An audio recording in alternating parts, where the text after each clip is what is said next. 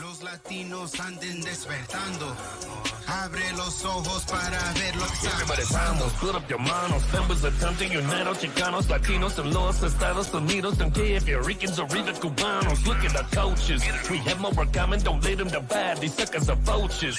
Either we standing together or better be standing aside. That was the time. Don't know about you, but I'm gonna ride. We gotta climb. Fight for your Vegas, man. Where was your pride? Where were the gunners that you got inside? Look how our ancestors came to this country. They tried to be living the American dream. Don't throw it away. They promise you money and got you raging for the machine. Pick a new team. You flesh socialism, but that is a system that you wanna bring. You need to think. We gotta fight communism, cause it looks like we on the brink. Connect to the link. So one party system is taking the power from all of the people. We need to think. When will you listen? These people are evil and want you to sequel. So what is your plan? Hand in hand, we're standing together, cause it's the one never to do what you can. Please understand, we gotta do better so walkers remember that we took a stand. Escúchame, 24 es el año, si se puede. Lucha, lucha por la libertad. Órale, vamos. Yo, what's up, everybody? Welcome back to Latino Free Minds. Daniel with my co-host Danny here. Episode number, we're 35 deep. So you know we're moving. This episode we have how could I introduce you? He's been shared by the Top Eagle, if I think I'm saying that right. And you're Tucker Carlson's favorite content creator, as far as I know. Matt Kim, how you doing, man? What's up? What's up? Thank you for having me, guys. Appreciate it. Thanks for coming on. I need a better intro video, by the way. You guys' intro video is like fire, and my intro video is like nothing. So yeah, you guys need to hook me up with that. That's all Daniel right there. He's the creative one. He's actually an artist, you know. He raps and he's got some songs out there too. So that was I have a song called Vamos, which basically means let's go. It's I released it like I want to say a couple months ago. It's all Spanish because I wanted to do an all Spanish song for the Latino community, just kind of talking about things that are going on, things that how I see them from a different perspective. And then the one I use right now for the intro is the verse for the remix. So I have a friend named Carlos. That's the guy that you heard right now. So that's his verse. I thought he did a really good job. So I was like, I'm gonna use that as the intro. How are you not gonna send that to me? I'll send it to you. You know, yeah, I need to hear it. For us, yeah, I'll send it to you. We'll probably release the remix in the next couple of weeks, but yeah, that's from there. So whoever tunes in gets to hear it first, for sure. So thank you for coming on. We have a lot of. I kind of came across you through my wife. So we started doing this podcast in November last year. And, we called it Latino Free Minds because, we're talking about things where we're thinking freely and we're tired of getting manipulated, right? Because to us, that's the root cause of a lot of the issues that we see today or how people interpret things, right?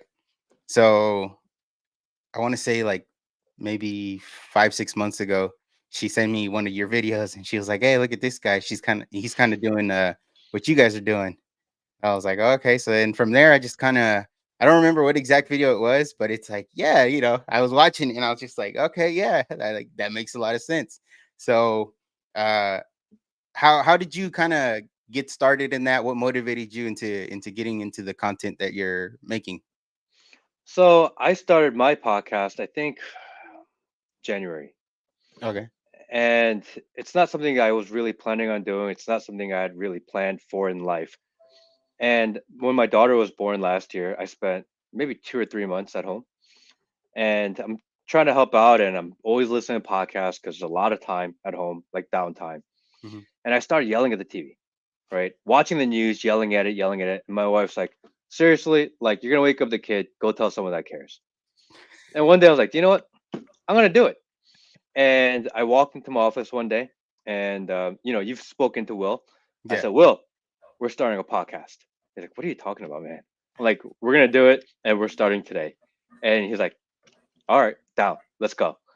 And that's kind of how it started. Just one of those moments where I'm like, I had this idea. I want to kind of put my words out into the world. And day one, we just got to work. We started building out a little studio, and we started putting clips online. And in the beginning, no one listens. Hmm. It takes a while to kind of pick up steam. Yeah. And we were trying to figure it out, like what the hell are we doing here? What's working? What's not working? And it just takes time to find your voice, to find your message, to find your cadence, to find what resonates with people. And fortunately, we've been picking up like pretty good steam these days. Nice. Yeah, yeah. No, it is.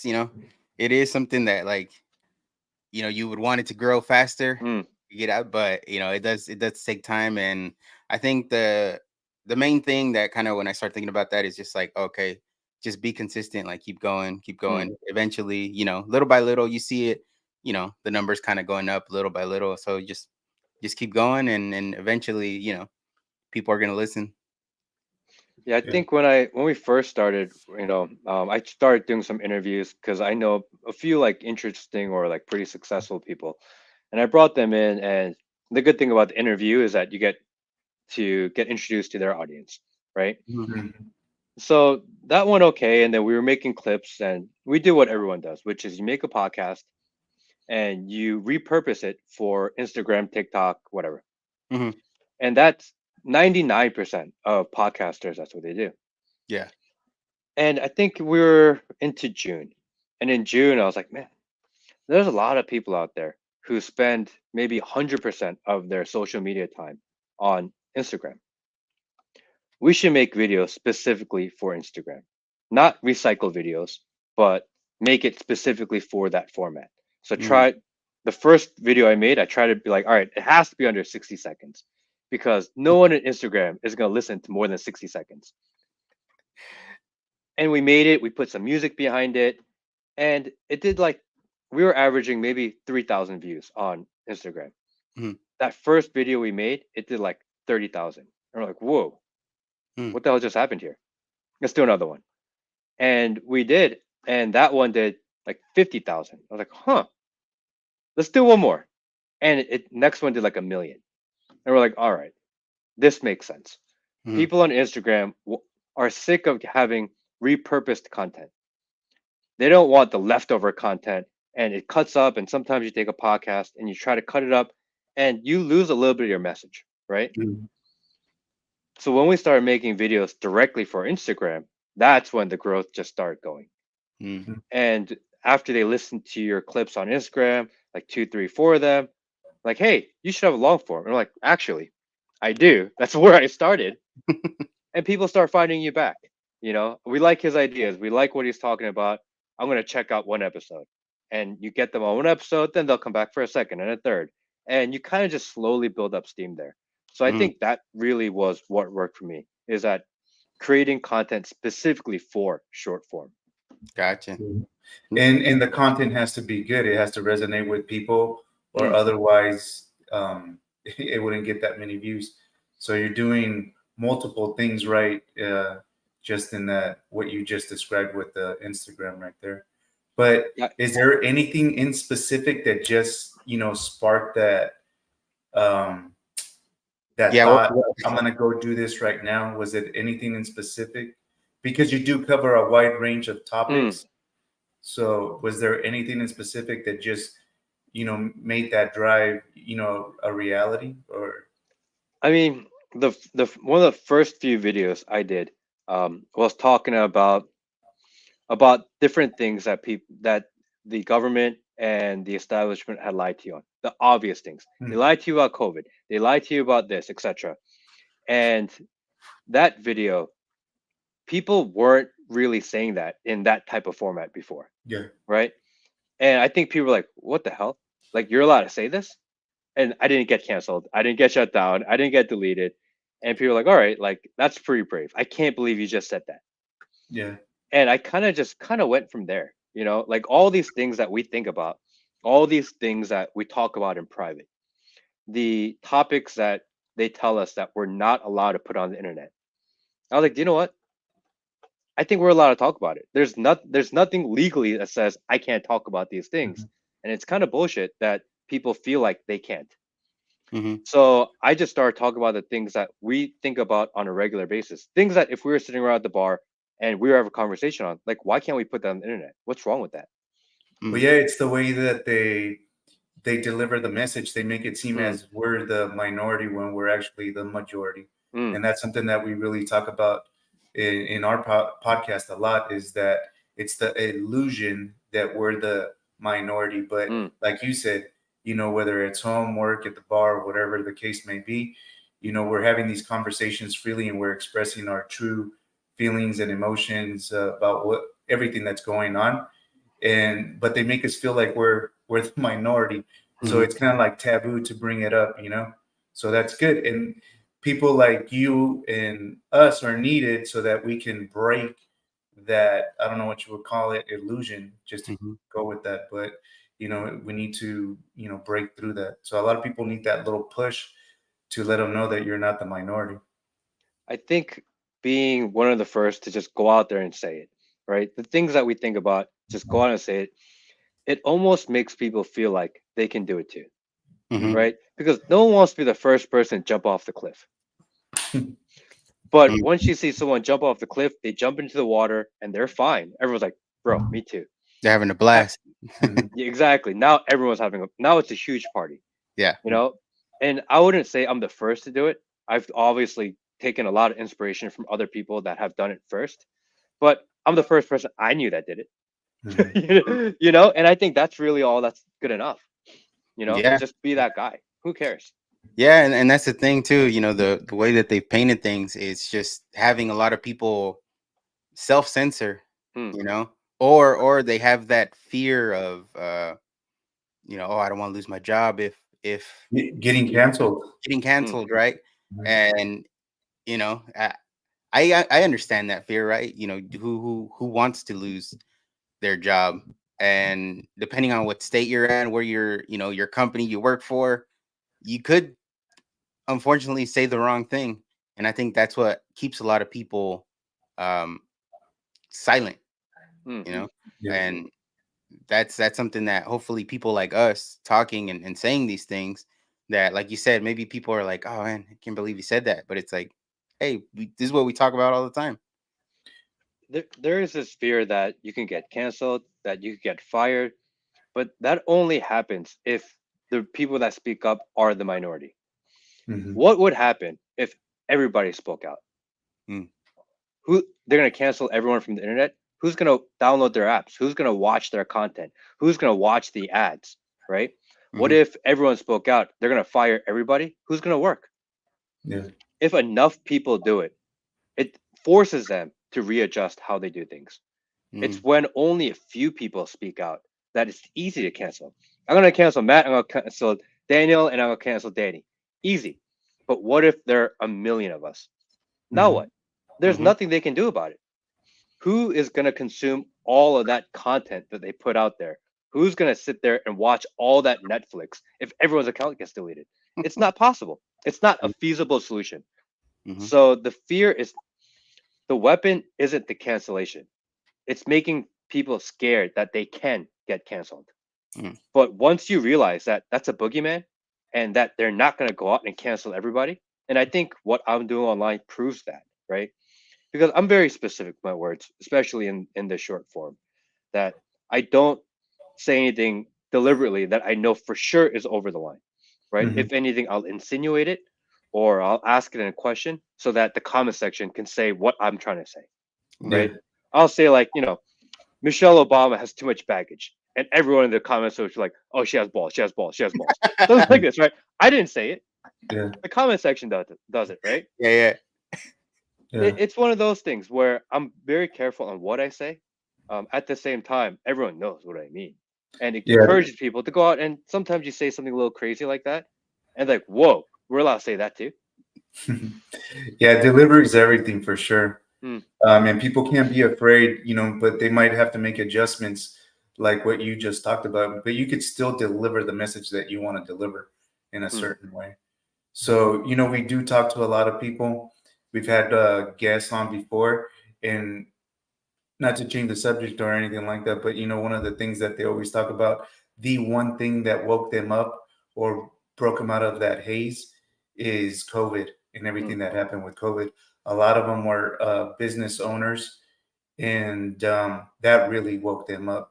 So I'm kind of surprised, as everything that's happened with COVID, it actually has accelerated, you know, opening the eyes of what is really going on. And I listened to your content, and it also highlights the way that they manipulate us, the stories that they don't talk about, the stories that they do talk about, how they're distractions and stuff like that. The thing about, because I think we all agree now that the media and news is propaganda, right? Mhm. They are trying to decide for you what you should be thinking about. The scary thing about propaganda is that it's not only things that you disagree with, it's also things that you do agree with, right? For Mhm. example, we all believe child trafficking is bad, right? We can all agree that. But they want everyone to think about that at the same exact moment, right? We all agree it. No one thinks that that should be a thing, but all of a sudden everyone talks about it at the same time. That's also propaganda, right? Mhm. They're trying Mhm. to manipulate not only what you think about, but when you think about it. So that's such a hard balance to make. And I try my best to, if I hear a topic, for example, any news story that trends, or anything that I hear maybe in a conversation or at lunch or dinner with friends, what are people talking about?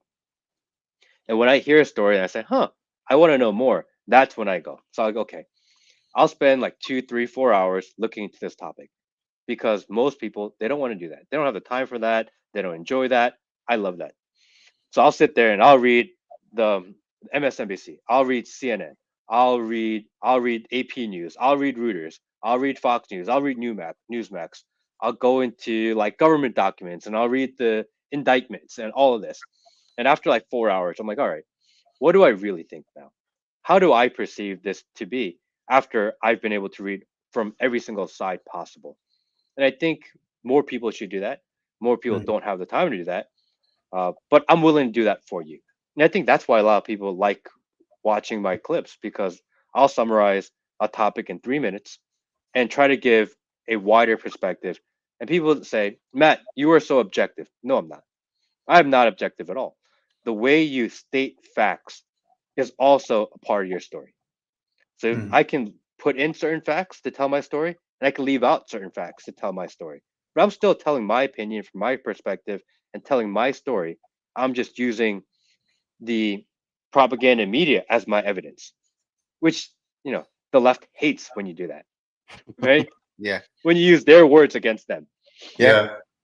Their words and their actions. Mm, Yeah. I mean, and that's one thing that, yeah, from your clips, right? I just kind of wondered too sometimes. I was like, because like you said, everyone will be talking about the same thing, or you'll see the mm, same stories, especially like the bigger, if you want to call them influential mm, accounts, like, mm, on both sides, like they're sharing the same, mm. basically the same thing, the same videos, the same this, same that. And then, and I come across your stuff and it's like you're talking about this other thing that's also happening. So it's like, yeah, I think that's why people really enjoy checking your stuff out, because it's like, yeah, everybody's talking about, so and so, but why aren't they talking about this? And it's like, it just makes it's good the way you break it down. It's like you said, it's 2-3 minutes, and it's like, oh, you learn a lot in just that small clip, you know. You really need to ask yourself, because there are a lot of content creators and talking heads that I watch, right? There's the guys that you watch. Everyone has their favorite Mhm. 5, 6 people that they watch, right? You really have to ask yourself, do I feel like this guy has the integrity to say no when they say, hey, we'll pay you to talk about this topic? Mhm. Mhm. And if you think for a second that, hey, I don't know, man, I feel like this guy would sell out even for a topic that he agrees with, you really got to look at him with a grain of salt, because now you can't trust anything he says. And Mhm. that's the hard part of it. Some of the biggest content creators out there have 30, 40, 50, 100 people team. If someone shows up and says, we'll give you 50 grand to talk about this topic, and you got 100 mouths to feed, A lot of people like, all right, give me the money. What do you want me to talk about? Right? Yeah, yeah, Yeah. And that's really hard, man. That's really hard to figure out. And that sucks, that even the people that we trust, you can't trust. yeah. That's crazy. I was just thinking about that the other day too. It's like, I feel like because I was kind of thinking about that. It's like, how do these people just share the same, the same videos? It's just basically like kind of reactionary videos. Like, Mm. look at this, I'm mad, be mad too, kind of Hmm. thing. And a lot of them do it, and it's like, is someone paying? That's I had that thought. It's like, is someone paying them, all these people that are, have a huge following, to just post the same thing, almost not exactly at the same time, but it's in that same day, within the same hour. It's like you see 5 accounts, and it's like boom, they all got the same thing. So Yeah. I But saw that, and I kind of stopped following people, because it's like, dude, you're posting the same thing as this guy and this guy and this guy. So it's like, I'll just follow one of you at this point, because I'm getting the same thing. Well, I think it's one of those things where everybody's talked about the 4 a.m. talking points that the mainstream media gets, right?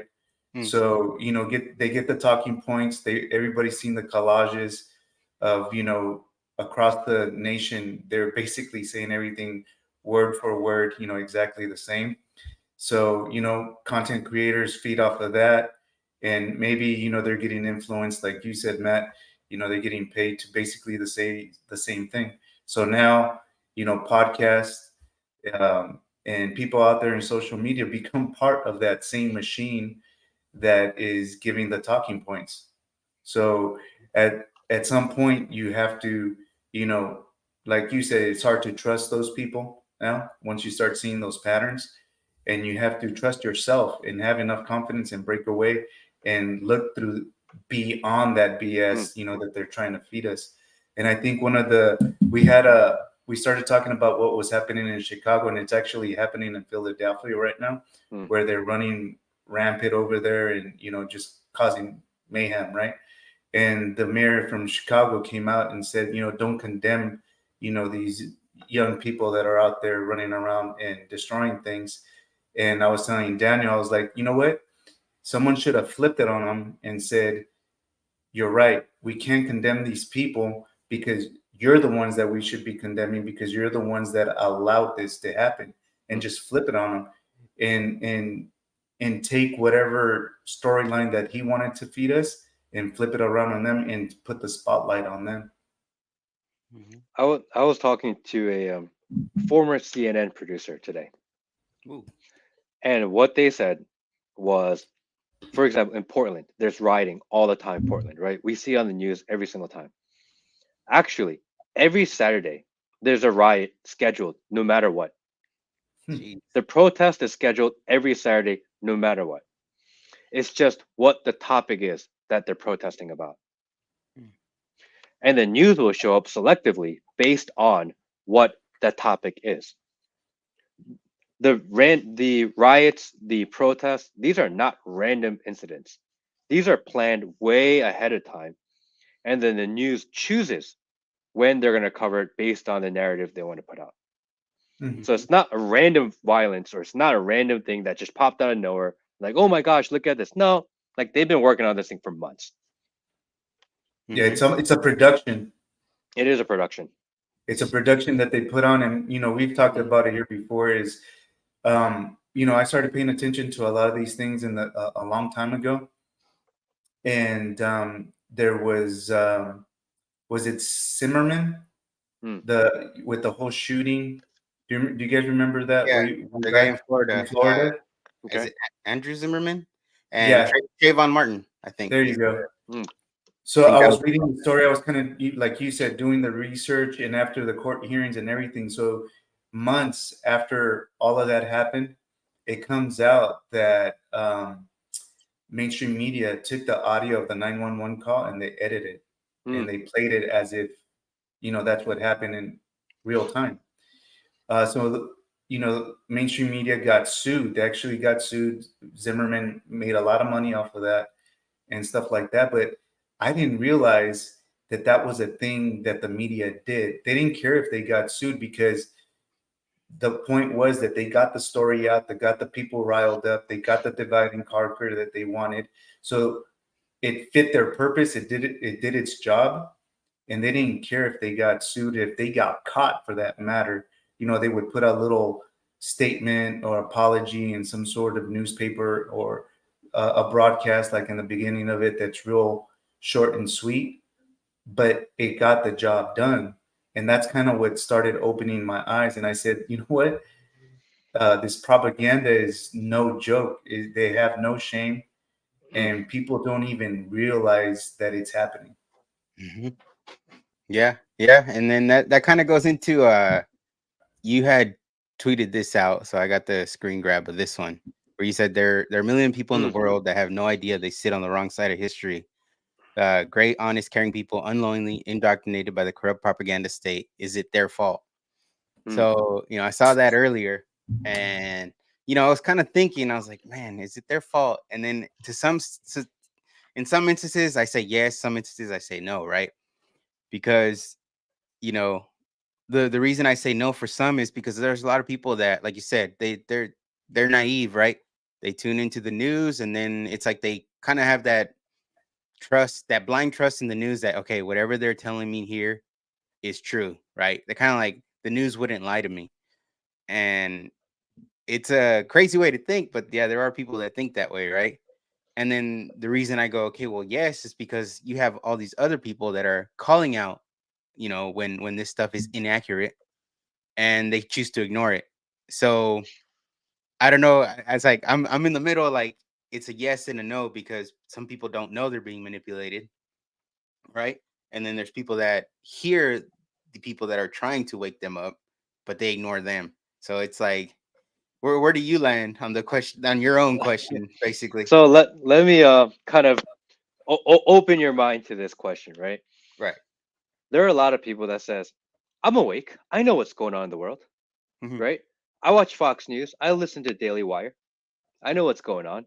Everything they're putting at us and all this left extremist shit, it's bullshit. Hmm. A lot of people in their mind think that. But how do they know? But all they do is consume the media that they're given also. Hmm. Are they, do the people that think they're awake even truly awake? How do you know that you're awake? How do you know that you actually see the truth? Hmm. Do you get a phone call? Do you get a card? Do you get an award? Say, hey, congratulations, you're not awake. Like, you never actually know. Hmm. So what does that even mean to be aware? How Hmm. do you ever know that what you think is actually true? And that's really the biggest mind of it, right? It's like Inception. How do you know you're awake? If you're a dream and a dream and a dream and a dream, at Hmm. some point, like, you're lost. And that's the scariest part of it. Like, even if you think that you know what's going on, how do you know that what you think is not what they want you to think that you think? You know what I mean? Yeah, It yeah, goes so many levels deep. yeah. I think when you start exploring all of the questions, all of the angles, that's when you could call yourself awake, Hmm. in my opinion.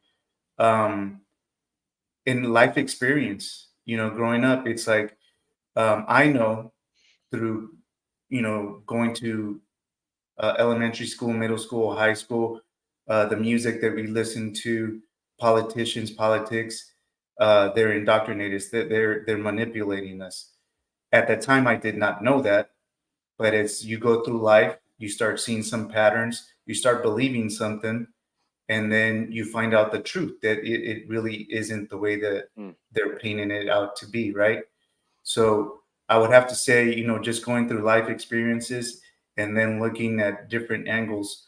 You know, I was in an office when Trump made those comments, when he started running, Hmm. and people were in an uproar, right? Hmm. I mean, like violent, like, really visibly upset. And someone asked me about it, and I'm like, I want to hear what he said in its full context. No Hmm. editing, no nothing. I want to Hmm. hear everything. People really don't have that type of reaction. Hmm. And I think that's when you start becoming awake, is when you're not triggered easily. You want to, assess the situation for yourself and look at it from different perspectives and get the truth. Hmm. Yeah, yeah. Do you kind of, in a sense, ask why? Okay, why did that happen? or why did he say that, or you know what I mean? And it Mhm. doesn't matter from what side it's coming on. It's like, okay, why Mhm. are they doing this now? Why is he saying this now? And in a sense, it's like you're out of that manipulation for sure, because like Danny said, it's like you're not easily triggered, and it's not, because I think they one of the goals is to have people emotional, so that when it comes time to vote or do anything, make a decision, it's like they got you. Mhm. So if they got you emotional, they're controlling the decision you make. So being able to kind of step back, and it's simple, and just, hey, why did this happen? Why are they saying this? Like Danny said, what did he really say? So you start asking those simple who, what, where, when, why kind of questions that you grew up saying, where they kept telling you, hey, ask those questions. Then you kind of get an idea, like, because yeah, there is things on both sides that have you wondering, like, okay, well, why is this happening? Why is that? And it it does get tough, right? Because then it's like, well, you get to a point where it's like, can I even believe them? Can I believe what they're saying? And it's crazy. It's crazy. It's a tough thing to figure out Hmm. because, like, you know, when he made, I think we're referencing the Mexican comment that everyone talks about, Yeah. and you're like, all right, I'm gonna do my own research. I'm gonna look it up for myself. I want to see what's going on. And then what do? I'm gonna go to the internet, Google, and they're like, okay, here's the longer clip, and then you watch it. Okay, is that the whole clip? Do I get more? Is there less? And say before that. What did he say after that? What was the whole context of conversation? Can I find the entire thing? All Hmm. right, the speech was an hour long. Am I gonna sit here and watch an hour of it? Hmm. And people would rather, okay, I don't want to watch an hour long video. I don't want to watch the entire speech. So I'm gonna go find somebody that watched it and told me what I should think about this. Hmm. Now, how do you know if that person that you're going to check out has your best interest at heart too? Right? Anytime if there's anything that you truly believe and that you feel is really strong about, something, an issue that triggers you, you got to analyze, right? Why do I care? Where did I get my information from? All right, I got it from this talking head that I really like. Does Hmm. that guy really have my best interest at heart? And if he doesn't, maybe you need to go down your own rabbit hole, you know? Yeah. Hmm. Yeah. No, it's true. It's how can I put it? People don't. Is it because of the short attention span? I guess, Mm, or just people in general, just they don't got time. They don't make the time. A lot of people have time. They just don't make the time for it, because if it's something that really is affecting you, whether it's mentally or emotionally or whatnot, I think people should take the time to say, okay, let me see this entire thing. It's 1 hour. It's like, okay, I'm gonna watch this for an hour instead of watching, I don't know, the 30th episode of whatever. mm, you know it's like, it's because if people can take the time to watch Netflix for 3-4 hours, and that has no effect on decision making, policy making, and all that other stuff, but you can't take the time to watch, even if it's half hour, 1 hour of a speech, then you shouldn't be getting so riled up with these little clips here and there, because you as a person aren't taking the time to actually investigate, or like you said, go down the rabbit hole and say and see if, all right, should I really be mad? Yeah. But the other side of it too is that um it's not the cool thing to do. We mm, talked about it. I remember, you know, when I used to be, I'm still into sports, but not as mm, heavily as I used to be. I mean, we were doing fantasy football mm, leagues and things of that nature. And just growing up, we could, spout out, all kinds of crazy stats for, basketball, football, whatever sport you like. And that's the cool thing that you did with, guys at work, or, coworkers, family members and stuff like that. So it's not cool. mm, It's not, we don't go back and we're like, spouting off, things that happened in politics or anything like that, or how they lied to us, or, this senator this congresswoman woman this or that or whatever the case may be. It's not the cool thing to do, and that's part of going through life and finding out what really is important, what really isn't important. And sometimes you don't get there unless you've you know gone through some things in life and start opening your eyes. And unfortunately, there's a lot of people that still aren't there and aren't going to get there. So bringing it up in a way where it's appealing, kind of like what you were describing, making it easier for people to absorb and take in, and opening your eyes. I saw one of your clips where you were talking about, if you just get that one person to grab that one clip that makes them question something, and then it's like opening a window, it's opening a door. You might get them to walk through that door, and they see everything differently from that point forward. Yeah, I think the best way, if we're gonna talk about how do you wake other people up, right? How do you make other people aware? Because that's a question I get a lot. How do Mhm. you help people see uh, that they need to start things a different way? That everything what they believe maybe is propaganda, or that they're believing the given narrative too closely, that they care too much about issues that aren't even issues. And I think the best way to do that is just be the best version of yourself. If you're the best version of yourself and you become someone of authority, if you become someone that people respect, so if you become someone that your opinions matter, and then they find out later, hey, this guy's kind of based, they're gonna be like, wait a second, I really like this guy. I respect this guy. I respect his opinion. He's an honest, genuine person. Mhm. And he believes things that I don't believe. Maybe there's merit to what he believes because he is someone that I respected and I looked up to. So I think instead of trying to tell people, you have to believe me. And it's different when you're on the internet versus in your small, close circles at home, right? Mhm. Because we go to family barbecue and 80% of people are like, you guys are an idiot. Trump's the devil, right? You hear that all the time. Yeah. And you sit there and you fight with him on like why you think otherwise, right? And it Mhm. becomes a thing and people get mad at each other always. Happens all the time. Rather than doing that, if you're the person that acts maybe a little bit selfless, if you're willing to go the extra step to help people out, to just be the most honest, genuine person you can, ask people how are you? How was your day? Show real interest in people's lives. Then eventually they're like, wait a second, this guy likes Trump, or this guy is a bit pretty based, or this guy is a pretty conservative guy. Mhm. Maybe there is something to it. Maybe I can be more open to his ideas. Because if you're telling people this is how you have to think all the damn time, it people get really close off to that extremely quickly. You know, Mhm. you may have the best logical conclusion and logical argument ever, but if you feel like you're talking at them, if you feel like you're trying to change their mind, it's really hard to convince someone's mind. When's Mhm. the last time you got into argument with someone that's on the complete opposite side of you? And they say, hey, do you know what? After 3 hours of arguing with you, I see your side. I agree. Never happens. Mhm. Never. Yeah. You know, I think living your life as a model, someone that wants people want to aspire to, that people want to learn from, that's the best way to change people's minds. So I Mhm. try to live my life with as much integrity and honesty and genuinity as humanly possible. Because when people meet me, they're like, Matt, he's like a pretty good guy.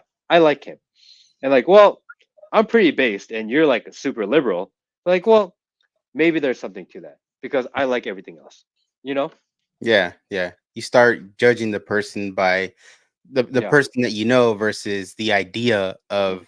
of the person, which you get from different sources of like, all right, well, if this guy believes this, then he must be racist, he must be homophobic, he must be Mhm. this and that, and it just all the labels start landing on you based on one tiny um what do you call it, instead of someone just basing it off of their personal experience with you. Mhm. And I think, I mean, I'm pretty sure, I would imagine we all have lost friends that we had in the past just because of that, and people that knew you personally for X amount of years, and then they found out, okay, maybe I'm more conservative than you, and then they're not your friend no more. Then they resort to name calling and this and that. So it sucks because I'm pretty sure it's happened to a lot of people. And as you were saying, that is like I work with a lot of Spanish speaking uh people. They're roofers, right? um and every now and then, like, I'm always respectful to them because I have to basically make them follow the rules so that they're safe, right? So a lot of the guys are stubborn. They want to do things their way, or they think, oh, nothing's gonna happen to me. So I gotta approach them, and I gotta be approachable, right? I gotta be respectful, and just treat them, good, like a human. Um, and every now and then I'll get one that will start asking me questions about, what do you think of Trump? Mm-hmm. And it's like, and I don't talk about it at work because Mm-hmm. a lot of Latinos are, you know they believe they're Democrat, but if they kind of go down the list, they'll find out real quick that they're not. But they've been manipulated to kind of go that route. uh so every now and then I'll get a guy asking me what I think about Trump, this and that. And and sometimes, like, I start to think, like, why are they asking me? you know like, Trying to I set don't me go. up. Yeah, I don't go at work and I'm not like talking about it. I'm just at work, I'm just talking about work, and that's it. And I don't know, it's probably that people get comfortable, right? They kind of know you, and then you start, hey, what do you think? Because at the end of the day, it's like we're all living through this, right? um so it's funny because they'll ask me, and I'll just kind of, is it a set? Like you said, is it a setup? So, and I flip it on them, and I go, well, you tell me what you think first, and then I'll tell Mhm. you. I'll tell you if I agree or whatnot. So then they kind of start telling me their little spiel, and then I'll go, okay, I get that, and then I'll tell them how I feel, and it's a easy conversation, right? And even if we don't agree, um, I think that's needed more. Mhm. And a lot of the times it's surprising that it's like, oh, we actually agree on these things. So, and I think those sometimes are more surprising. And just today I had a guy telling me, like, hey, do you think Trump's gonna win? I Mhm. was like, I was like, honestly, if you want me to tell you honestly, I was like, I don't see a way that he doesn't, you know? Mhm. I was like, and then you start going little by little about what you believe in, right? Unless they start to cheat and all this other stuff. But I try to keep it minimal on that, and I just go, look, man, I was like, just look at the reality. Food's more expensive, Mhm. gas is more expensive. I was like, has your life gotten better since Biden's been in Mhm. office? And he's like, no. He's like, I used to roof 4 or 5 houses a week. Now I'm only doing one or two. And it's Mhm. like, yeah, man, like, kind of threw the elections have consequences thing at him. Yeah. But yeah, it kind of made me think of that as you were saying what you were saying. Yeah. I mean, it's letting people know, number one, like, is your life better today or 4 years ago? Hmm. Most people like, it wasn't that bad 4 years ago. Well, Yep. they said that if Trump ever became president, the country would go to ruin, that the economy would fail, that he was a fascist, that he's gonna take away all your freedoms, that he's gonna kick everyone out of this country. That's what they told you. World War III. But you're still here. There was Hmm. no war. The economy was pretty good. They told you all these things, but Hmm. nothing they told you would happen actually happened. Hmm. We know. So when they say that's gonna happen again, well, you told us that last time. Yeah. There's no history to prove what you said because we've been through it before. Okay, what happens if Biden's president again? What has his history shown? Inflation gets high, the cost of living goes up, people are even more divisive than ever before. Like, oh no, the second time it's gonna be better. Really? Hmm. History says that it's not. How are you gonna tell me that all of a sudden 4 years later it's gonna get better when we have 3 years of what's already happened, what's already occurred? Hmm. We have 4 years of history with Trump. We have 3 years of history with Biden. How are you gonna tell me all of a sudden next election cycle is gonna be better? Like, Right. you can't just make it up and just tell me that just for the hell of saying it. Like, there's actual history here.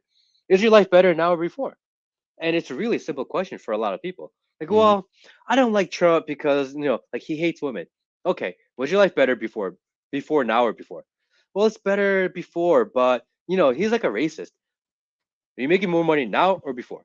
Well, I'm making Exactly. more money now. Do you have more money? No, actually, my savings is low.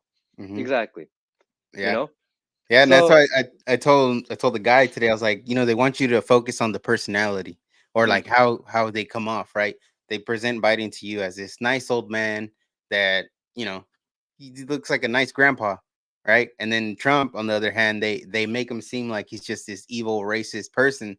But I was like, you can't focus on that, so you got to focus on the policy because that's what had you roofing 4 or 5 houses a week. You've been mhm, working on Sundays, and now you're only doing 1 to 2 a week. So, it's.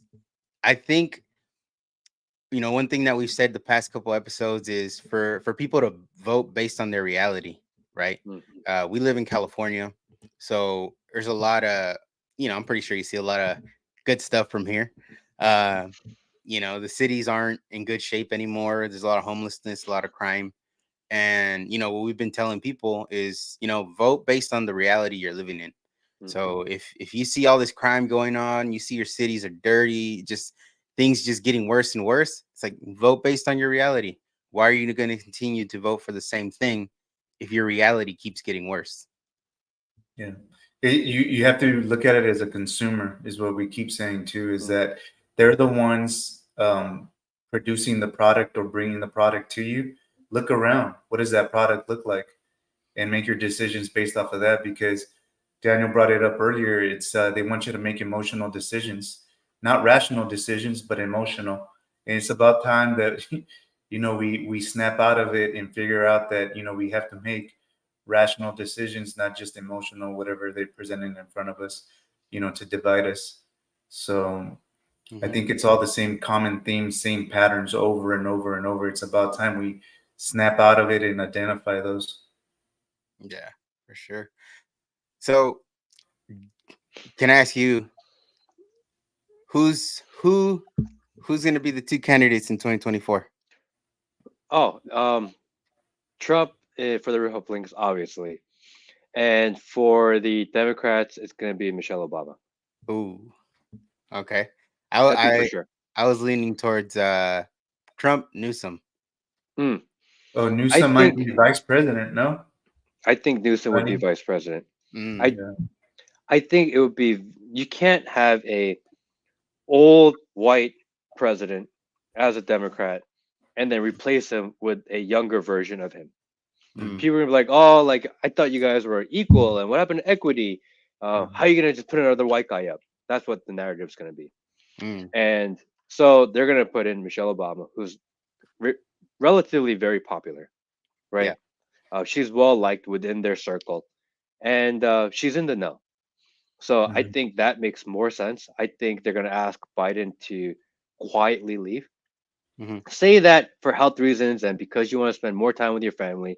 Say that you're gonna step away and make room for who you believe is the best candidate, which is Michelle Obama. Tell people that, and we'll build you a monument and a big library. Mm, And if you're going to cause a problem and say that you're going to stay, then we're going to keep on putting these indictments in. We're going to ruin your name. We're going to drag your name through the mud, and you're going to lose your legacy. So, what do mm, you want? You've been in service with the US government for 40, 30, 40 years. Do you want to go out a hero, or do you want us to ruin you? mm, mhm. I And feel then like at they, this point in life, yeah, yeah, and then they have the 25th Amendment in their back pocket too, mm, so they could yeah, go that route, or drag his name through the mud, like you said. yeah. So Yeah, because We will, they got options there. yeah, Mhm. we will put you in the history book as a great uniter. We will talk about all these great things that you did. You worked on an infrastructure bill, right? Mhm. You helped the Ukrainians in their war and saved their democracy. These will be things that'll follow you around in history book forever, and history will remember you favorably. Mm, But you need to walk away quietly. mhm. And I think they make room for Michelle Obama. I think though. I think so. Yeah. Anyone else? I don't think there's another candidate out there that they think they have that can go up against Trump. Because that's really it, right? Who does the Democrats have that they truly believe has even the slightest chance to compete with Trump? It's not going to be some guy you've never heard of because Mm, they can't beat Trump, right? Um, Newsom's going to have a hard time because he's got a little bit of baggage to him right now, right? mhm. People like him, but he speaks really well. He's so slimy. he's like a really good politician, right? Like I wish that guy was on our side because he's so damn good at what he does, right? Like how do you Yeah. get kicked out of? How do you lose your job but keep your job? Like that's exactly what he did. Yeah. And we, He's we thought we had him with the recall. he's like, Yeah. no, you don't. And I'm that Close. good. he talked his way out of the recall. You Yeah, know? he's that good. It's one of those guys that if you can recruit and flip him, you want that guy. You know, he's so slimy, but I don't know about him personally. But as a politician, purely playing the game, he's Mhm. phenomenal at it. Yeah. No. So eh, I think that's why you put him as a number two because he speaks so well. Mm, You know, and imagine Michelle Obama who speaks really well. Imagine Gavin Newsom who speaks really well. Imagine these guys going around and starting a campaign. Imagine them starting to do their little rallies. And Taylor Swift comes out and does a song, and The Rock comes out. He's like, "Yeah, these guys are awesome." And they have the celebrity and the smooth talkers. Like, that's the only way they could compete with Trump at this moment, I think. mm, But do you really think that they're gonna draw an audience? Remember how um, Trump was just blowing them out of the water with the Yeah, audiences that he was getting on the rallies and stuff like that. And I towards the end, even Obama or they couldn't even draw an audience when they were trying to campaign for Joe. So that's going I to be think pretty tough. this is the moment because Trump was not supposed to win in 2016. He was Mhm. not supposed to win. He was not the guy. Hillary was 100% supposed to win that election. mhm, Everyone believed it, and they discounted Trump because they thought for sure this is in the bag. There's no way America votes for Trump. He's a he's a reality star, and Yeah. you know we have the Clintons. There's no way we lose. And mhm. they're like, "What the hell just happened? I can't believe we just lost this guy." And they've been bitter and angry ever since. Yeah. I think for this next coming election, if it's Michelle Obama and it's Gavin Newsom, you're gonna see a Taylor Swift and Snoop Dogg concert, and these guys are gonna roll out and they're like, "Hey, free concert with Taylor Swift." You know how Taylor Swift concert tickets are so difficult to get? All you gotta do is attend this rally and you get to see her for free. Mm. Yeah. Yeah, that's the thing, and that's one of the first 5 episodes we did, we focused on manipulation, right? Mm, And in different aspects where schools, entertainment, music, and all that, and that would be a play in that because they use these celebrities, these musicians, mm, actors, all that because people trust them, right? They think, okay, this person's, he's doing well in life. The Rock's got millions of dollars. He's in all the good movies. He must know what he's talking about, you mhm, know. And then there's that form of manipulation where people just kind of, again, they just kind of see from afar and they go, okay, yeah, it makes, if he's saying that, probably makes sense. He knows what he's doing. He's successful. Um, and that's how they do it. They get the young people just on these influencers or celebrities, musicians, and that's an easy target when it mm, comes to voters. You know, Can I propose something? Because there's like multiple parts to this, right? And a lot of people don't like to bring up or talk about the cheating that's involved mm, with all of these elections, right? So let's just say the celebrities, but Taylor Swift, The Rocks, all of those people. So they support, the candidate, right? They endorse them. They have the concerts and stuff like that. But just that alone, they're not going to win with that. But it's the illusion that they have that popularity, that they have the backing, the support. And then the second part to it is the cheating. mm, So then, it makes it so that people believe that they actually did win because they do see these people, these mm, celebrities supporting them and stuff like that. But just by having those, they're not going to garner the votes that they're going to need to beat Trump.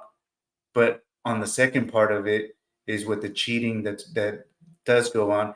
And in your state, there was quite a bit of that, mhm. last time around. And I know that they've been having a lot of court cases, a lot of rules being changed and whatnot in your state as far as voting goes. And but what's your part to that second?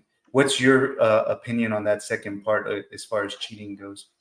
So I think there is cheating in every election. It's impossible to have an election and there's no cheating. I think the left knows that, the right knows that, We talk right? about 2020. This is the most secure election we've had ever. Everyone knows that that's a part of the game, Mm-hmm. right? How do you cheat the maximum amount with getting detected the least? That's a part of the game. It's like if you're in a football game, you kind of grab the guy's jersey when no one's looking. That's a part of the game, Mhm. right? You just don't want to get called, right? If you're playing a basketball game, and someone's coming around the screen, you give them a little bit of elbow. Like that's a part of the game. It's not against it's against the rules, but it's But you part can of get what away you with do it. to win. Mhm. You're allowed to do it. I think the unspoken rule amongst the leaders is that everyone is allowed to cheat, Mm. right? It's a matter of are we going to do it and are we going to catch it? And the fact of the matter is, if the Democrats won that election, the part of the game is to cheat. They did better at it. Mm. You have to win by such a large margin that the incremental cheating doesn't work because the federal government themselves admitted that there's fraud, right? And in Mhm. one of the Trump indictments, they said there was not enough outcome determinant fraud. That's the exact phrase they used, right? Mm. So they admit that there is fraud, Just just not enough. not enough Not fraud. enough. Okay, Hmm. then here's my question: how much fraud is too much fraud? Hmm. 1 vote, 100 votes, 10,000 votes, a million votes? And how do you know that the way that you count the fraud votes is correct? If you can't count Hmm. the real votes, how can we trust that you know how to count the fraud votes? Right? So the Mm. whole thing is flawed in itself. And who determines what's too much fraud or what is fraud?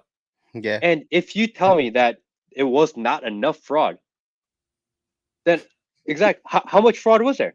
Yeah. What's the How can you tell me? acceptable amount? How can you tell me there's not enough fraud, but you can't tell me how much fraud there was? It doesn't Mhm. make sense. It's a part of the game. The Yeah. analogy I like is you're at the end of a football game and it's the fourth quarter, end of the fourth quarter, it's fourth down. The quarterback throws the ball and last play of the game. Wide receiver jumps up in the air. The cornerback grabs him, pulls him down. No one the refs see it. No one calls anything. Game over. You lose. Mm-hmm. You lost, right? They didn't call it. No one's to replay. The game is over. The reality is that if you are up by 2, 3, 4 touchdowns at the end of the fourth quarter with one play to go, that one play wouldn't have made a difference. It's irrelevant. Hmm. Mm-hmm. That's why I always encourage people, even if you feel like your vote doesn't matter, go vote. You have Oh yeah. nothing to lose by voting, Mm-hmm. right? If anything, what if your vote does matter and you sat out? Mm-hmm. Like maybe you could have won an election. What if your vote doesn't matter, but you voted anyway? All you lost was 10 minutes of your time. Yeah. Go out of your way and vote. The upside is on the voting with no downside other than a little bit of time on not voting.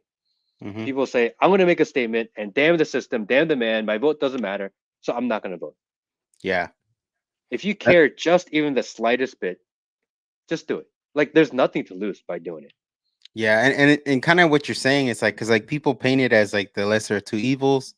And personally, I don't like that because then that's like a built-in like, well, they're both evil anyway, so who cares? Mm, It's like, no, yeah. I mean, okay, but one is better than the other. One will, when we talk about freedoms, one is gonna make sure more than the other that you're not losing your freedoms at a faster rate. They might not protect all of them, but damn it, they're gonna at least be like they're gonna slow it down. And there's some that are gonna fight for all your rights, but you can't just, in my opinion, you can't just go, well, they're both evil, who cares?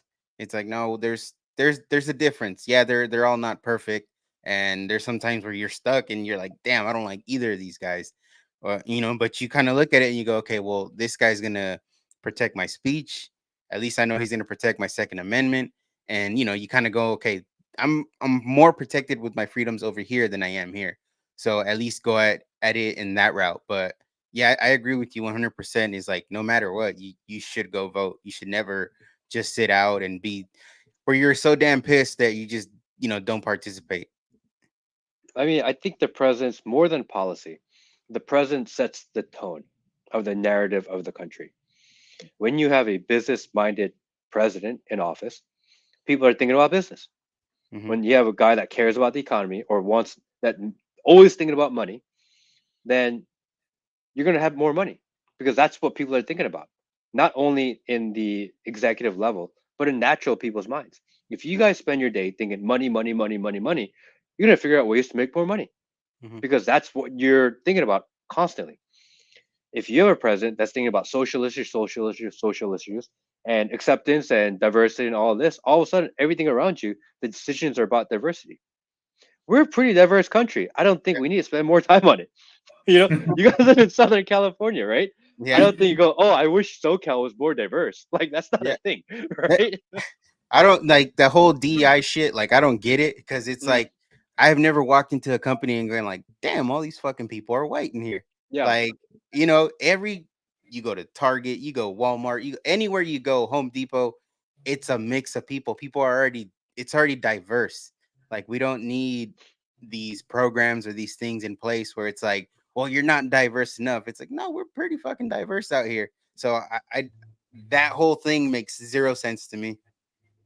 I don't get it because these policies come from extremely liberal cities, Hmm. from LA, from New York City, from Washington, D.C., from Chicago. Anytime I'm in one of these cities, they're so diverse. Like, what do you mean? Like, what do you need more diversity for? It's They have a skewed definition of what diversity means. mm, We've talked about it in the past. Is that Democrats or liberals from the '60s and early '70s mm, are completely different from mm, the present day, and a lot of people don't make that distinction. They don't pick that up, and they've gone. We've used a lot of people have used the expression they've gone so far left that they fell off.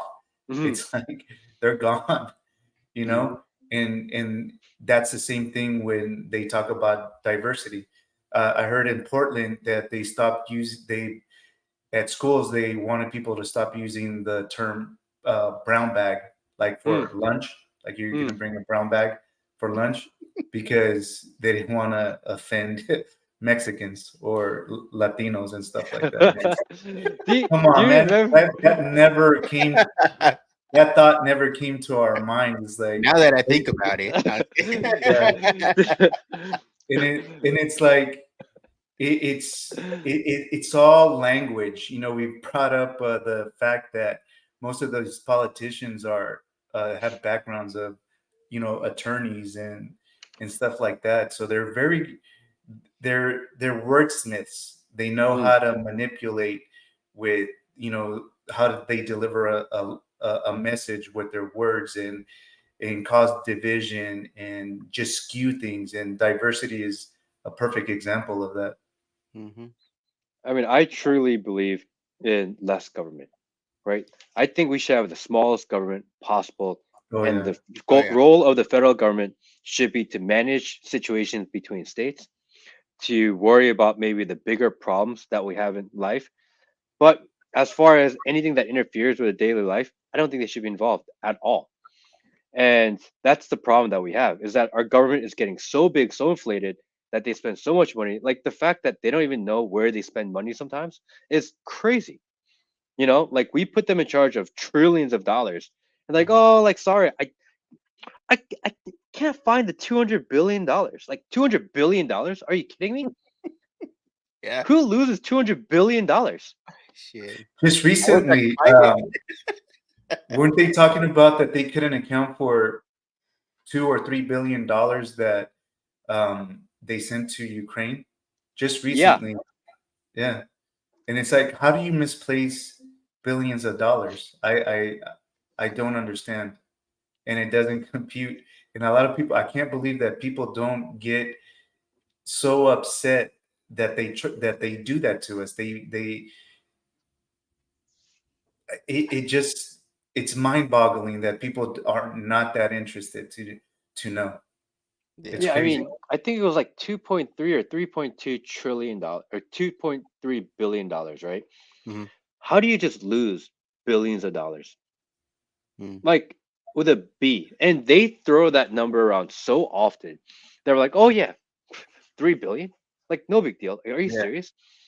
Yeah. Do you know how much $3 billion is? Like Well, how many lives that would change?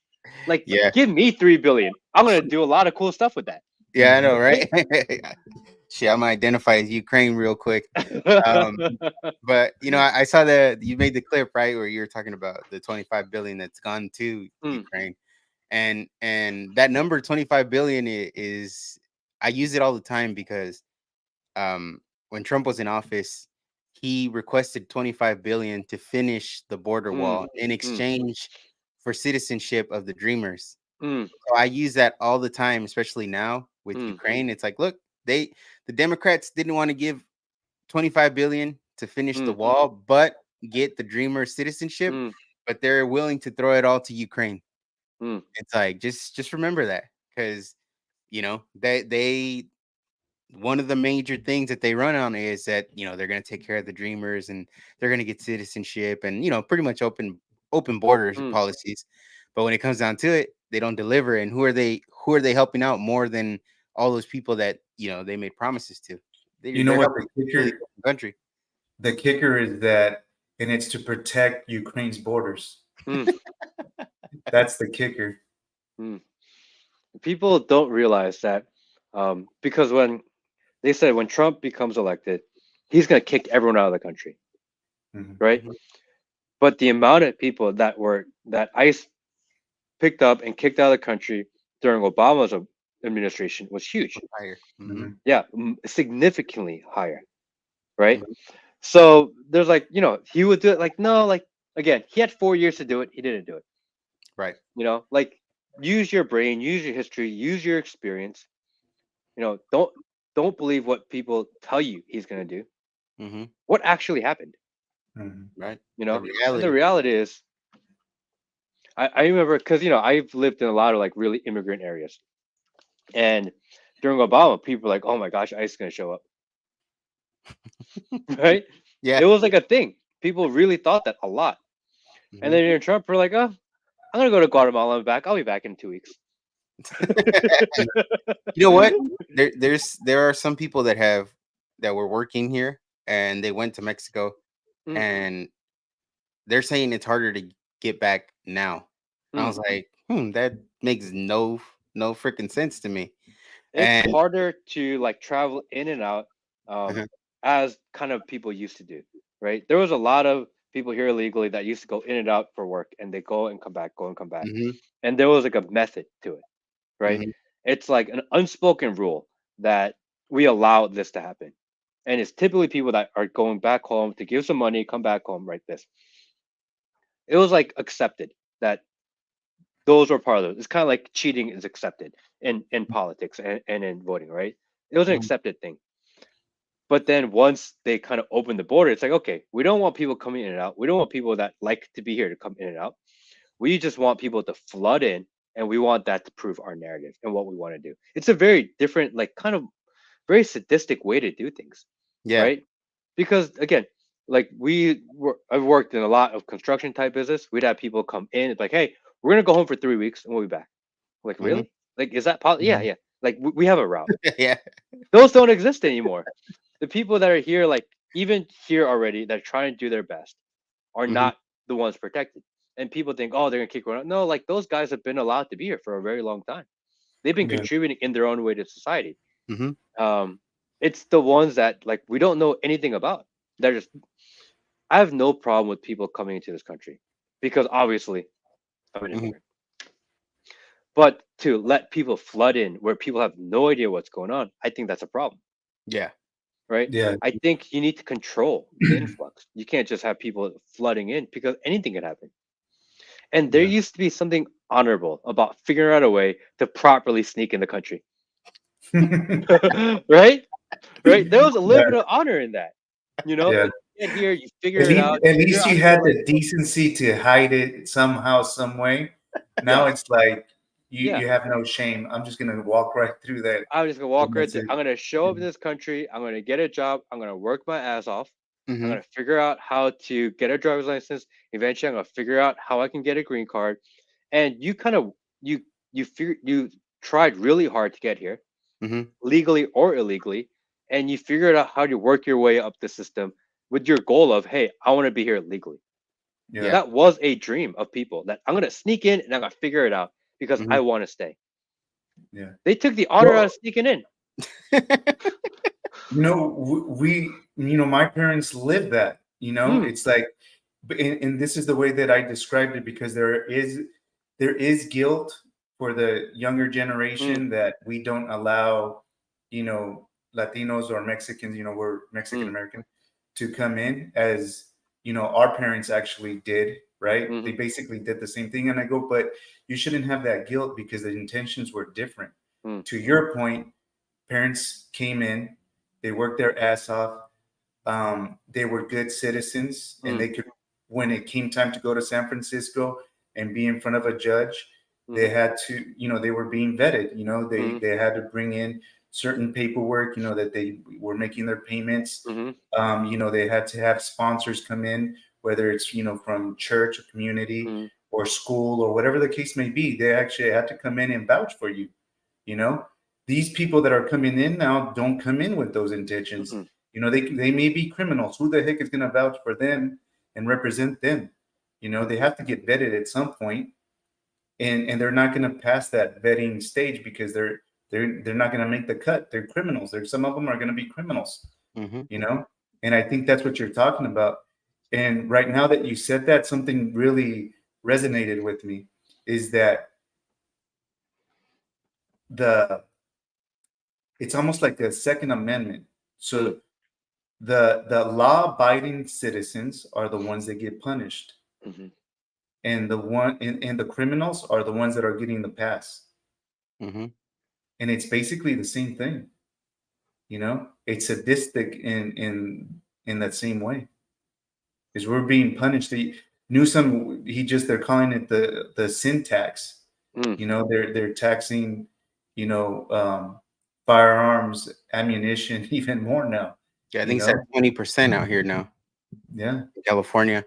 And what else did he pass? He signed the SB2, which is basically punishing people that have concealed carry licenses. Mm. And technically, I don't even know where you can carry now based on that. Like they eliminated so many areas you can conceal. You're talking about people that went through the whole process, background Mm. checks, interviewed with the sheriff or police chief, did the whole thing, got their license, and they're able to carry. Those people are the ones that now, like, you can't carry near a park, you can't carry near, if you're going to a shopping center and there's some kind of clinic there, you can't carry because there's a medical facility there. So it's like there's so many places they added to the restrictions. list. So it's like no matter where you go, something's going to classify as somewhere you can't carry. And it's Mm. like they just signed that like 2 days ago. So, you know, And check this out. Talking about distractions, so everybody was surprised that he vetoed um, oh yeah, the ruling for the parents. Yeah, affirming the child. yes, the Mm. gender, right? Mhm. And everybody was surprised. And Matt, you said it, is that he's probably making a run for the White House, right? Mm. So while all of that was happening, he was doing this, Mhm. and Mm. that's what everybody was talking about. Yeah. So No, it's that's true. all. He also signed SB 14, which is the child trafficking thing, into law the same day, and then he signs SB 2, and it's like, come on, man, like, That guy's good. yeah, he's good. You know what Yeah. I'm saying? That guy's good. He he has a way to figure out how to get things passed that you're like, there's no way. Mm-hmm. There's no way. This makes no sense. No one's gonna agree with it. But somehow you wake up and you're like, holy shit, that's a law. Yeah, Yeah. You know? like there's no way. Like I'm sure this SB 2 law is gonna go all the way to Supreme Court. Hmm. There's no way that gets past the Supreme Court, right? But they do it anyways. That's Hmm. the part that kind of sucks here in California sometimes. It's like they know that it's unconstitutional, that it's not going to fly, but they just go, whatever. We'll see how long we get away with it. So, It's a tactic, man. yeah. They tie it up in the court systems. If it takes 2-3 years, whatever the case may be, they know the game. They know what they're doing. They know it's unconstitutional. It's almost like with the mandates, with COVID. They knew that it wasn't constitutional, Hmm. and they did it anyways. Now, certain rulings are coming down, and it was they're like stating the obvious. It wasn't constitutional. Mm, So, but they were able to put forth what they wanted to do for that time period, and that's Mhm. it. That's all they care about. Mm-hmm. Yeah. Yeah. They get away with it, or they just that time that they need it. And Yeah. then after the fact, it's like, oh, it's already done. You know hmm, what? COVID's over. Who cares? Like, I think recently they just, in LA County, the teachers won a case where, they're not, because I think they had to be vaccinated mm, to teach, but they won that case. They threw that, you know, mandate out or whatever, just the other, I think last week or this week. So it's like, and a lot of teachers were also fired because of that. So I think their court thing is still in place where they're trying to get back pay for being fired for, mm. no good reason. I mean, they're starting to figure out really quickly that forcing people to do things is not a good thing. Mm-hmm. You tell all the teachers to get vaccinated, a good percentage are like, no, we're good. All of a sudden, there's no teachers. You tell all the airplane pilots, hey, you guys all have to get vaccinated. They're like, oh, we'll just retire. Like, holy shit, there's no pilots. You know? Oh, we're gonna have all the cops get vaccinated, and we're gonna defund you. Like, you know what? I'm taking my retirement. Forget Yeah. this. I'm out of here. Peace. I'm like, oh shit, Yeah. we got a problem Everything just here. starts You know? backfiring. Yeah. Yeah. So a lot of the things are backfiring, right? And Mhm. people are becoming aware of that. So I I know that the world seems weird and that the country seems weird, but I really believe that we're on the pendulum swing back. Mm-hmm. I don't think anyone should panic. I think we're in a Oh good no. place. I think we have a lot of momentum in getting the country back, Mm-hmm. and I think we should be patient right now. You know, uh, keep your eyes open, keep your ears open, pay attention to what's going on. Align yourself with people that you trust. I think that's the most important thing because issues change. Your stance on things can change. People can change. Hmm. Is this guy a good guy or not? Mm-hmm.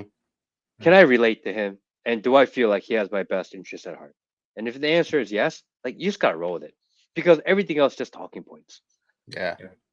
I agree with you 1,000%. And we always try to point out the positive. Obviously, they want to bring us down, be in a Mm, constant state of depression mm, Demoralizing. and demoralizing us. And one of the things that we said about the whole New Mexico thing that's happening over there is mm, like, we were thanking her. It's like I was joking mm, around and saying thank you. It's like mm, you're standing out and you're actually showing us mm, what your real agenda is. mm, So I want to see who's next. Who's going to mm, back her up? Everything's backfiring against her. mm.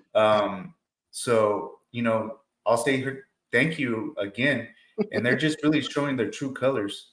Mm-hmm. Yeah, yeah. I mean, fortunately, I live in Georgia, and we're allowed to have as many guns as you want. You Mm. know, I know, that's the man. good thing about here. You Yeah, know, you're allowed, yeah. and we also have constitutional carry now. Nice. And we don't have to register or do background checks here. It's one Hmm. of the few states you don't. So everywhere I know has an armory. Mm. There's no one coming for your guns in Georgia because so much of the population has so damn many, and even the police have so many. Like they're not gonna go to their neighbor's house, be like, hey, Bob, I'm gonna need to take all your guns. You know, like it's not gonna happen. Yeah. So it may be in other areas. Fortunately, where I am, I just don't think that's a reality, and I think that's what they're preventing. They're trying to prevent from other states. There's too many out there now. They can't come get them. Mm. You know, Mm. like here, there's too many here. They can't come get them. If anything, and we ever got into an end of the world type of situation, like Georgia's gonna be one of the last to fall. Mm. You know, We'll Yeah. go to guns Georgia. blazing. Yeah, come on over. More than welcome here, guys. Shit. Yeah, we'll build a team. Yeah, yeah. No, for us, it is you know.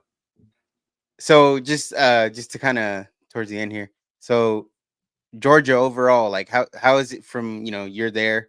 Um, how does it look like to you? Because I know you have, oh my god, I'm going blank on their name. You got those two senators, Hmm. uh oh my god. Laughlin, Yeah, and Warnock. Warnock. What's his name? Oh, Yeah, yeah.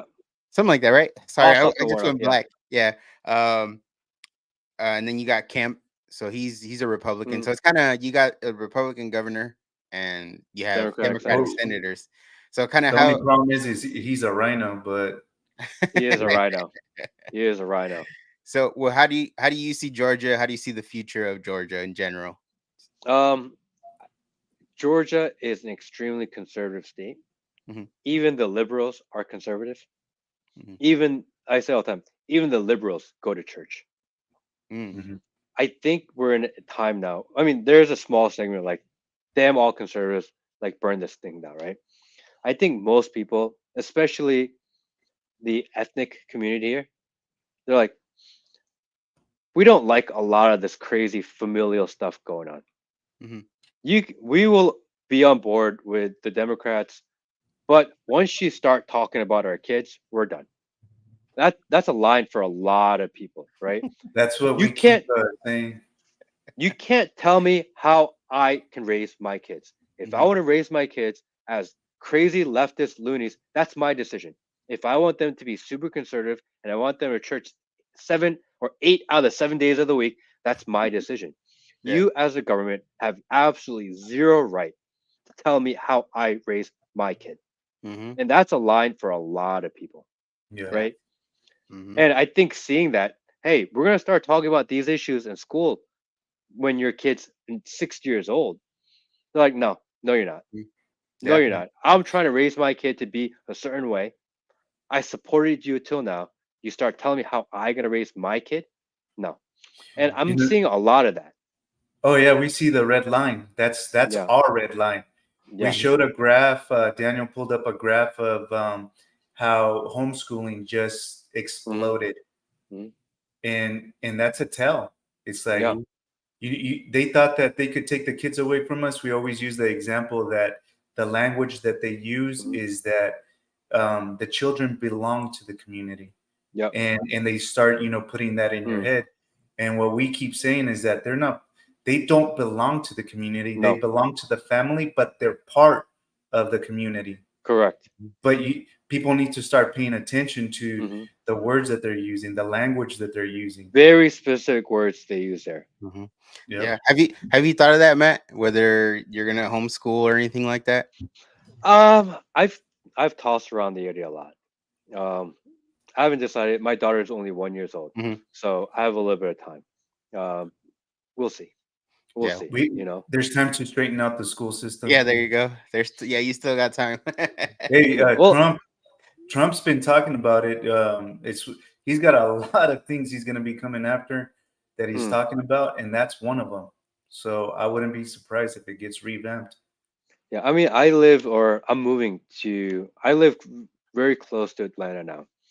I'm gonna move in about a month out into further into the suburbs, more into like the rural area, into a really conservative part of the state.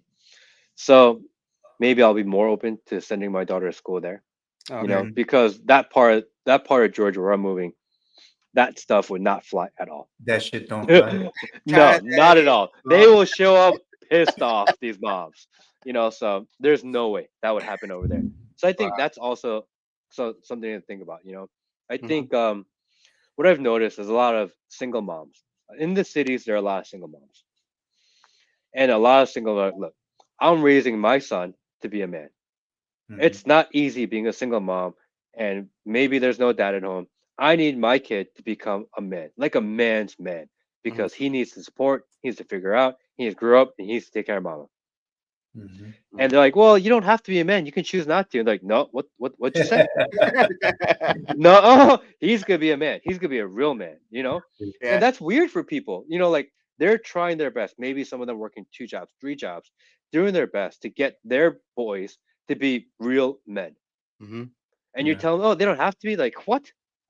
Yeah. I'm working overtime to make sure my son can be a strong, solid, authoritative man that has Independent. an Hmm. independent, that has the ability to lead. And you're telling him he doesn't have to do that? No, don't, you have no right to overthrow what I'm telling him. Yeah. I think that's really weird for people. Yeah. So I can't move to Georgia. Georgia's full. Every time I talk about Georgia, Will says, "Dude, stop talking about Georgia. It's not awesome here. Tell people not to come." Because we have a huge problem right now. Everyone from New York and LA and California and Chicago, they keep on coming here Mm, yeah. because the cost of living is very low comparative to those areas. And the traffic is bad, but it's like pretty conservative. Again, even the liberals are conservative. Hmm. So people keep on coming. The cost of living is relatively low. Um, the weather is like pretty good. You know, we get 4 seasons, but it's warm like 10 months out of the year. Nice. They keep on coming. And Will's like, stop telling them to come. Tell them to stay home. We're full. Ah, Check I'm gonna have to go visit That's Georgia. funny. Check it out. it See out. for It's an awesome myself. place. No, that's cool, man. No, but We'll I mean, just visit, William. We'll just visit and You know, he's gonna walk around with that sign, you know, when you go to like a parking lot, lots full. no, but Will wants people like us to go there because you know, we'll keep oh it how yeah, it is. we're on the same team. We're on the same side. Yeah. The reality is that all the people that are conservative or lean conservative, if they all leave California, Yeah. like you're really messing up California by leaving. No, and that's one thing that we have brought up is there's a lot of people leaving. Hmm. We're not leaving. You know, we're You got gonna. you gotta stay and you gotta change it from the inside, man. You Yeah. have to. You know, my kids are already 27, 21, and I instilled, I deprogrammed them when they went to Mm, school and they were trying to indoctrinate mm, them. So, they're on the same side as we are. And that's what we got to keep doing is, we can't allow them to destroy California. We're going to take it mm, back. Hmm. Yeah, definitely. Because yeah, in a sense, the easy thing to do is, well, yeah, I'm gonna go to Texas, or I'm gonna go to Idaho, or mm, whatever, right? Go to a conservative state, and but it's like no, if because a lot of people have left, mm, a lot of people that were here in California, a lot of, if you want to call them influential people, were here in mm, California too, and then they're gone. So it doesn't help because the one thing that I noticed in here in California, especially the last governor election that we had, yeah, Newsom still won, but I did notice that it wasn't as big as a margin as it mm, used to be. So it's Well, like, okay, that's uh the fact that there was enough votes for a a recall. recall, I mean, Yeah, that should speak for itself. yeah. yeah. And then the gap wasn't as big as it normally Mm, is, right? And then you would see, okay, oh, this other guy, Brian Dolly, won this county, this county, this county. He won a lot of counties, but he lost the LA County, San Francisco, the Bay Area, all those big liberal counties where it's like, all right, that's, you lose those, it's a wrap. But seeing that is encouraging. So it's like, okay, yeah, then I can't leave. We have to be here. Like you said, fix it from the inside. uh Try to encourage people to kind of, you know whether it's pay more attention or kind of rethink the decisions they've been making as far as who they've been voting for, because California, as soon as the poll closes, especially presidential, anything, it's like boom, 55 electoral votes to the Democrat, right when it closes. So we're gonna be here and we're gonna try to fight against that. There's a lot of people that have the same thought. It's a lot of I don't know if you've heard of Anthony Cabasa. He's mm, here in California. Um, he's got a big following, and he's said before too, he's not leaving. And I think people like that are, yeah, we're needed here. It sucks sometimes, and it is a state of where you kind of get demoralized. mm. But at the end of the day, it's like you said, man, if we all leave, then you know, California is a beautiful state. If we all leave, it's you know, I don't know. I Y'all, don't think it'd be nothing nice. y'all are the true soldiers. If you guys can flip California, you will change the trajectory and the history of this country forever. Yeah. So your mission is bigger than anybody else. You know, No, Man, and wear it's that one of heavy those on your things, shoulders. makes me you nervous. know, I feel like I make a bold statement when I say that in California, we are the majority. It's just Mhm. the system that gives us that illusion, and Mhm. people fall for it. So, some people tell me, even my wife at some point goes, "You're crazy for thinking that," and I'm like, "No, it's Mhm. the to me, it's the truth, and I base it off of the people that I speak to and everything. Mhm. I do acknowledge that there's pockets, Silicon Valley, pockets of the Mhm. Silicon Valley, because I've been to Campbell and certain areas over there where it's deep in there, Mhm. and there's a lot of damn conservatives there. Yeah. But it's the illusion that they feed us, Mm. and if we believe it, it's our reality. Yeah. Period. If you guys can shift the Latino population in California, you guys are the world's heroes. It's already there. It's already there. Daniel pulled up a graph of the Latino in Mm. young men too, Mm. that are conservative. It's in the 64% Yeah. style somewhere, leading everybody, leading all other ethnicities. Mhm. You So just also need to get them out to vote yeah, because that's the key. Yeah. it's a That's the little key. hot today. I'm gonna stay home. Hey, there's a new game on. I'm just gonna stay home and watch this. Yeah. Yeah. There's so many reasons for people to make an excuse. You Mhm. need to. That's where you have to push. Get off your ass and just go do it. Yeah. You know. 100%. Jeez. So yeah, we'll see where we are in the year, right? With the elections coming up. That's one thing that we've said before. Also, is like, well, we weren't around last election cycle, but now we're gonna be around making some noise, talking to some people.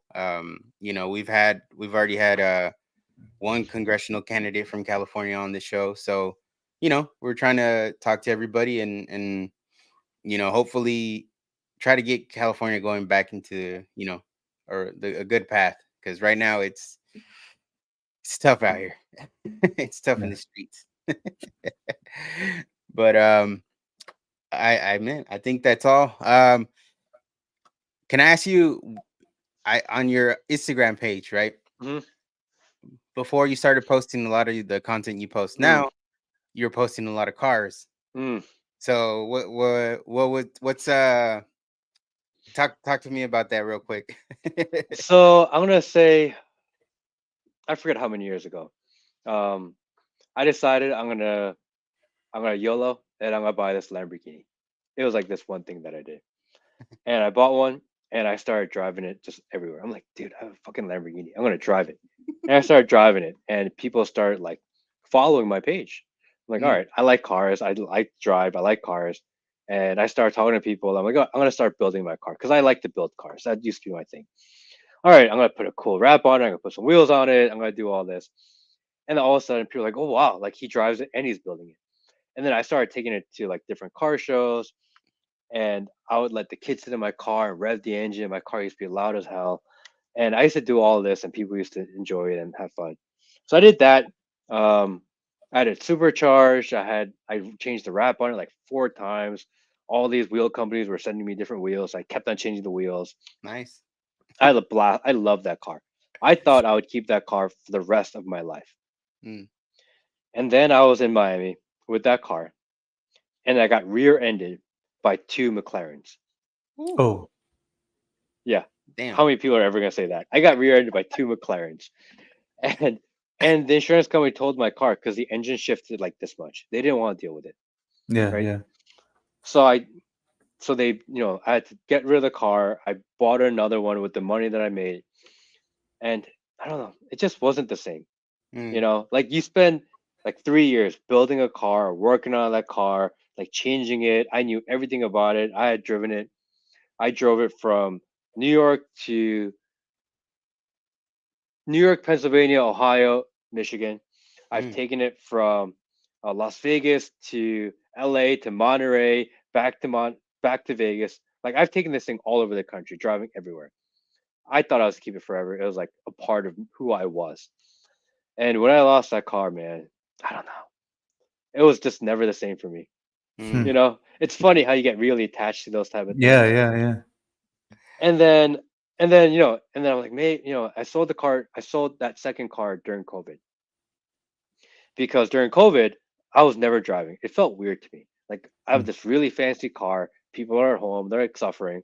I'm driving around this Lamborghini, and people have like their masks on, going to work like miserable. I felt like such a douche, Mm, right? It just wasn't the same anymore.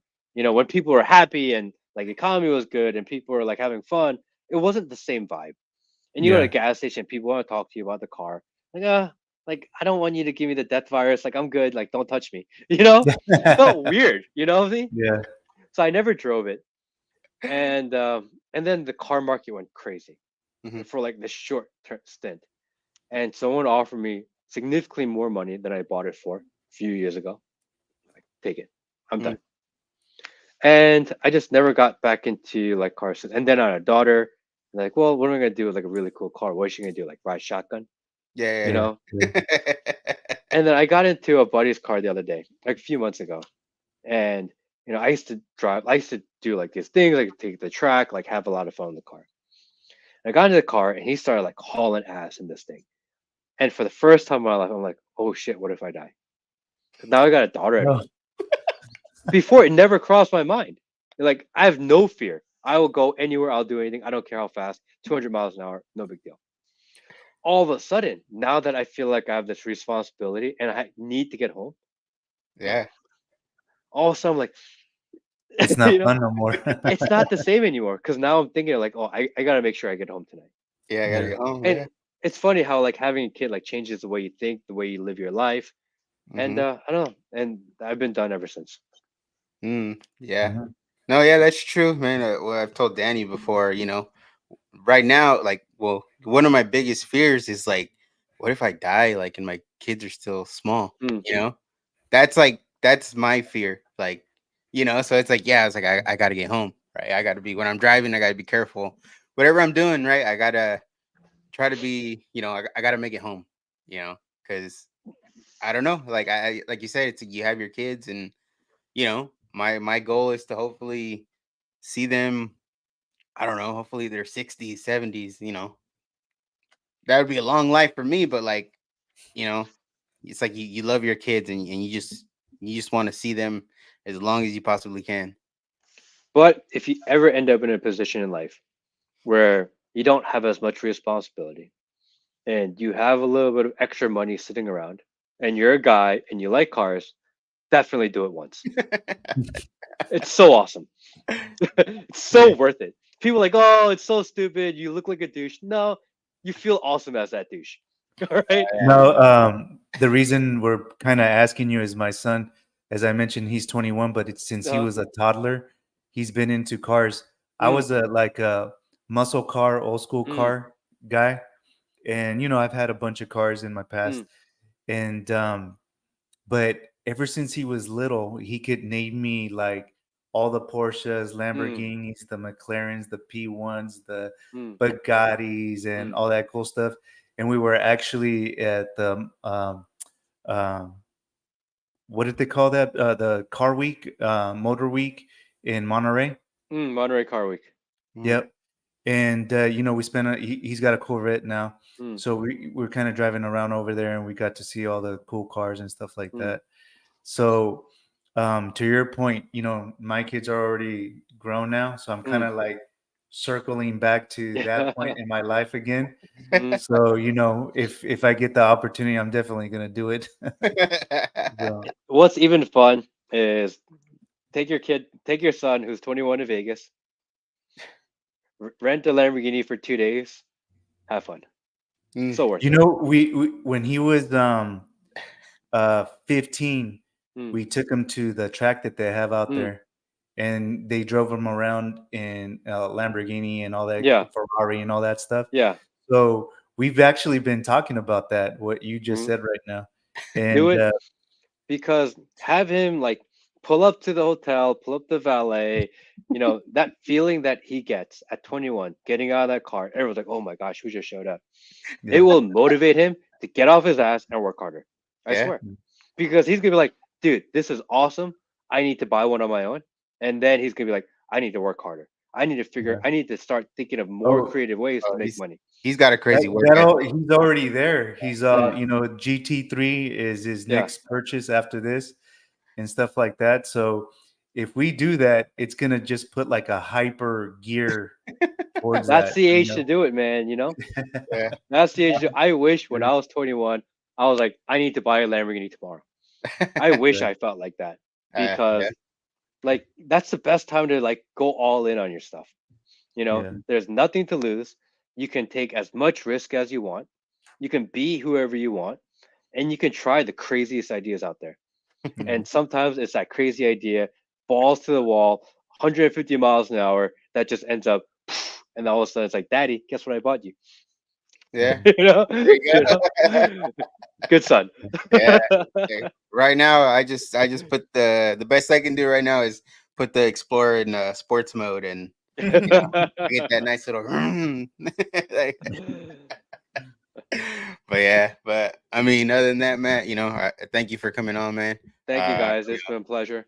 yeah, I enjoyed the conversation, and hopefully we can do it again. Your studio looks dope, by the way. Oh, So thank you, man. Thank you. hopefully one day we're out there. We'll Come stop on by by. or something. If you're ever in California, hit us up. We're out here.